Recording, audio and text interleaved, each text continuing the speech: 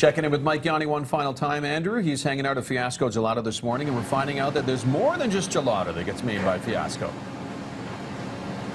There is, and you know what, Ted? When I walked in here, you could smell something, and I started asking around, like, what is that smell? And Austin here, she let me in on the big secret. There is a signature pastry here, and that's what you can smell when you walk in. What is it? It's called sugar bread, and it's almost like a cinnamon bun in a loaf. So it's got cinnamon, sugar, and actually sugar cubes rolled into it. And then when baking, the sugar cubes melt and get all gooey, and then we toast it up for you and put some butter on it. So nice. So you're going to actually show us how to make it. Yes. So we have our dough over here. Yeah, so I made this earlier. We're going to take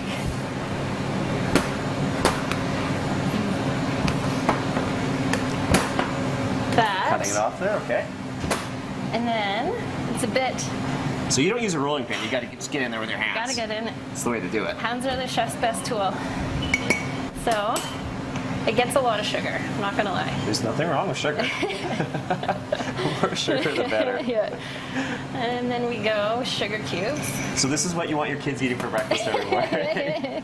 Well, once in a while can't hurt you, right? You're right. There we go. I love the fact that you just put the sugar cubes right in there and you're gonna just fold them in.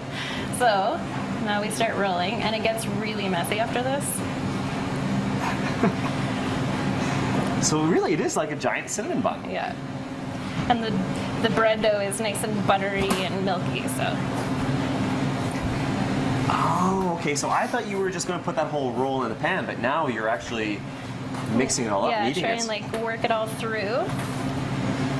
Now, do the sugar cubes get crunched, or do they kind of stay intact? They stay intact. Oh, okay.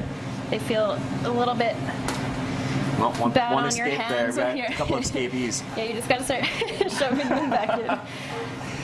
So then you're going to put it in the pan? Yeah, we got to let it rest for a little bit. Okay. So the gluten doesn't snap back. What temperature do you bake this at then? Bake it at 325 for probably about 35 minutes. Okay. And then let it rest. Now, this is the final product here after it's baked, but you were saying don't eat it plain. What do you do to it? You have to toast it, because then the sugar gets all caramelized and gooey. Look at that. And then, to make it even better for you, you have to put butter all over it. Nice. I'm going to dig into that in just a moment, but first, James actually brought out the creation that we made. Did we come up with a name for this? We did. It's called the BTZ. BTZ. I'm like going to try it. Easy, the Big Easy? Nice. Okay, here we go. Oh, it's thick. Some pretzels, hazelnut, bourbon, chocolate. Yeah, that's surprisingly good.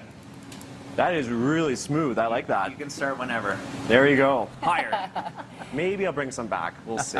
We go well together. We go well. Bring some of that sugar bread too. What did he put in there? Chocolate, pretzels, bourbon, and hazelnuts. Because Andy's our resident nut. 8:55. We'll tee up tomorrow's show after the break. Stay with us.